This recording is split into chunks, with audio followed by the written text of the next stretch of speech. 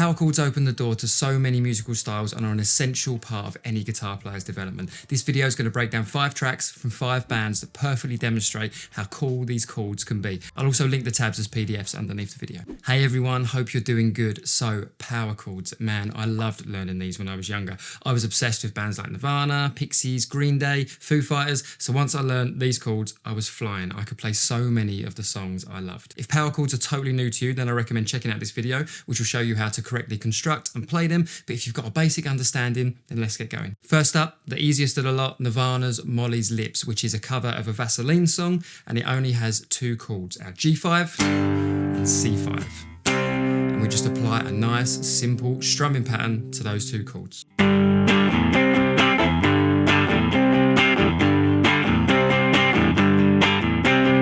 And that is the whole track, just those 2 chords throughout the entire song. So our G5 on the 3rd fret, and then we shift that whole shape down 1 string, every finger moves down 1 string, and we have our C5. To mix that up a little bit so you're not just stuck to those 2 positions for the whole song, I recommend playing those 2 chords throughout the verse. Then when the chorus comes in, you can slide up to our C power chord on the 8th and 10th fret of the low E, the A and the D string. So we'd have our G5 and then we slide to our C5.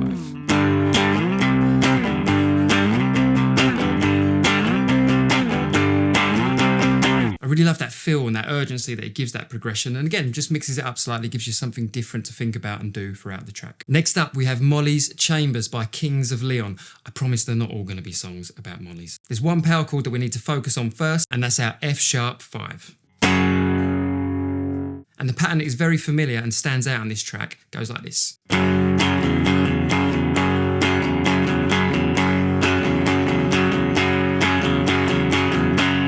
We are just bringing our first finger off and back on to that low E string. We've got a down, down, up, down, up, down, up strumming pattern.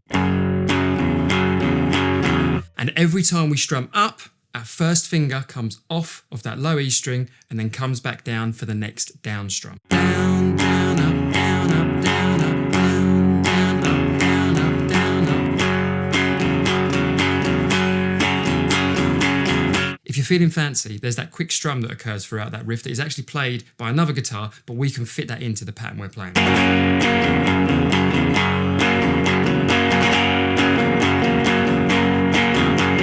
Just a down, up, down comes really quick. And to make it sound more full-bodied and bring in that major element, we can make it a bar chord. If that's past your abilities at the moment, no worries at all. But just quickly, our first finger is now laying flat, so it brings out the higher strings, the B and the E. And our second finger has come onto the 3rd fret of the G. And we've got F sharp major bar chord.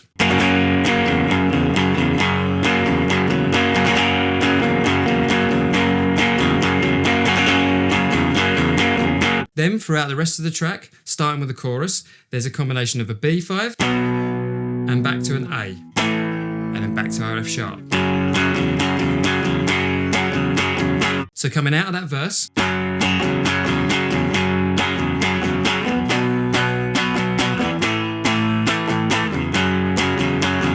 and a D.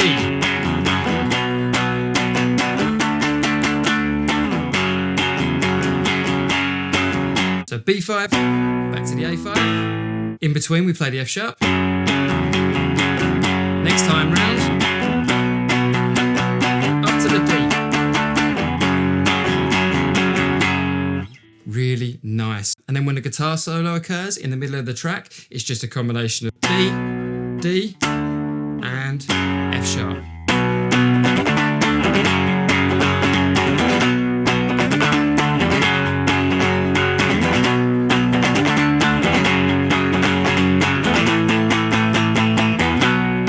Then there's that little A5 and B5 that comes in to round off that solo section, and then you're back into your chorus. If you want to make those chords sound a little bit more like the track, you can bring in that major element that we spoke about with the F sharp, where we put our second finger down onto the 3rd fret of the G. You can do the same with our B. Put our second finger down, this time it will be on the 8th fret of the G. And the same with the D. We can put it onto the 11th fret of the G, and with the A major, we can put it onto the 6th fret.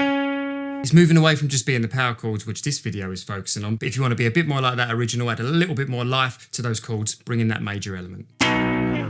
I love this next one, Green Day's Brain Stew, really early Green Day. It's a great one to learn. It's the first song I ever learnt for power chords because it just repeats the same progression but just adds little different elements to it as the song progresses. A quick note, to play along to the original of this recording, you'd need to detune every string down a half step. The tuning is coming up on the screen now if you need a little bit of help with that. My guitar's just in the standard tune at the moment, so the progression's right, but I would sound out of tune to the original. If you want to play along to that track, just detune each of those strings down a half step, but this is the progression.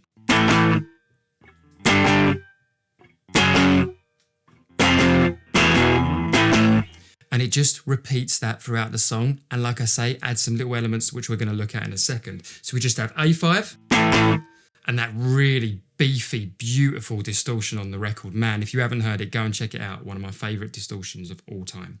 So our A5 goes down to G5. We slide back one more fret, we're in F sharp, one more, we're in F, and then one more, a little bit different for us, we have our E5. We just want to make sure we've got that nice curve in the knuckle there, so our first finger is just applying pressure to the A and D string, but it's muting the G, B and E. They're not coming through at all.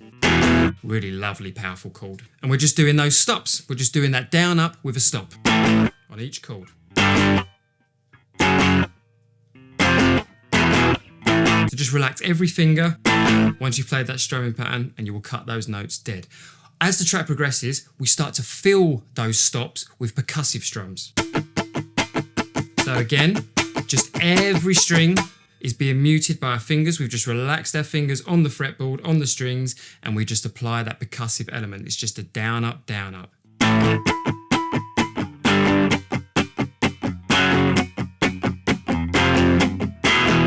You have to throw them in a little bit quicker with that F and E because obviously they stay on the chords for a little bit less.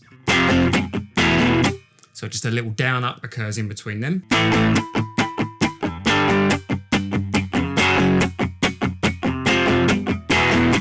And then as the final development of that progression, we start to apply some open notes.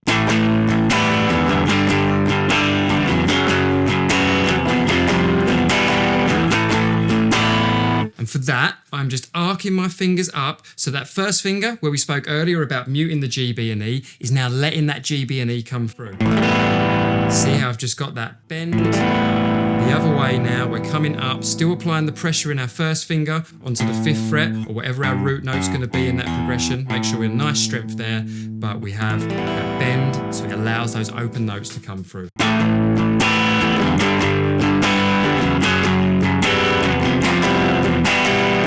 Now, the Kinks, You Really Got Me, one of those iconic guitar riffs. I think a great demonstration of some of the simplest guitar riffs are the best and the most memorable. And in regards to power chords, it's a brilliant one to learn because it's really good at developing our shape and technique. Let's have a little look at it.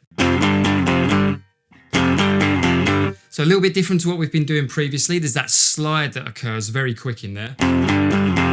Straight after you've applied that first down strum, you're looking to slide up to the next chord. So we start with our F5, and then we go to a G5. Don't worry about playing along to the original recording straight away if this feels a little bit much for you. It is quite fast. Step away from that recording, play nice and slow. Make sure you've got a smooth transition from the first to the third. No point cutting corners, no point rushing that and it not sounding nice. Because once you've got that in place and that slide's moving nicely, we then just move that same principle up to the 3rd and the 5th fret, a G5 and an A5.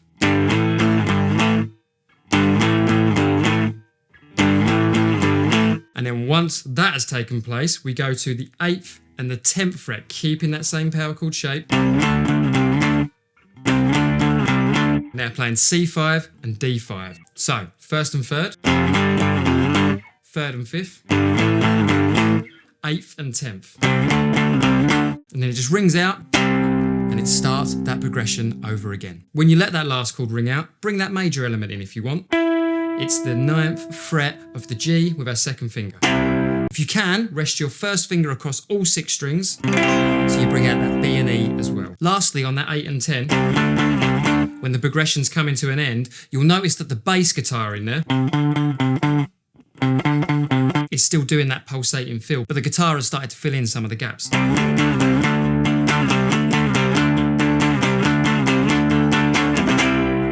So you can do that as well if you want. Again, all of these are going to be linked underneath with the tabs for the full song, so if you need to reference anything, you've got a little bit more help there. Lastly, we're going to look at Anarchy in the UK by the Sex Pistols. A couple of variations throughout this song. We're not going to break it down in tons of detail. We're going to take that main riff, which has got a few different power chord positions to get us up and running, and then you're free to explore that a bit further if you want to.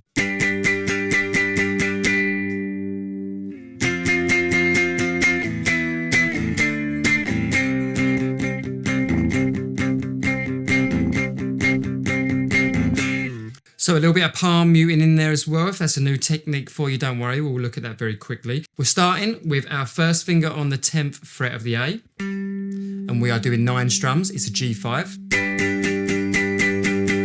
We slide back 2 frets, 1 fret, and then 2 frets, and then we end with our C5. And that little open note comes in, and what we're doing there is just taking our first finger off of the 3rd fret of the A string. It occurs very quickly, and when the music drops down, we are bringing in our palm muting technique. So for that, we are just resting our wrist on wherever the bridge is on your guitar. They'll all be slightly different models, different makes. Mine hasn't got much to it. Some of yours might be pretty bulky and raised and feel a little bit easier to rest your wrist on. But basically, we are looking to put our wrist down wherever that bridge is, come across the strings to the point of where we're dampening the sound. We're not completely removing the sound, because then I've just got those muted strings, a percussive strum, which we're not after. Move our wrist back until those notes start to come to life, but aren't completely clear. So find that sweet spot wherever it is for you. And we are just doing down strums. And that little open note. That open note occurs a bit quicker when it drops down in the verse. But that'll be in the tab for you to have a reference as well. Once we've done that palm muting briefly, we slide up to the 8th and 10th, 9th and 7th. So we've got an F5 and an E5.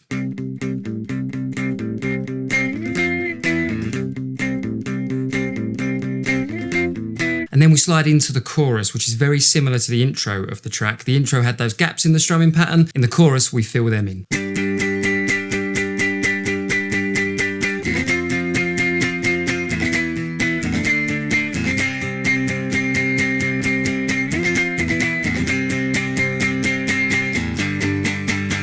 And that little G5 gets thrown in at the end.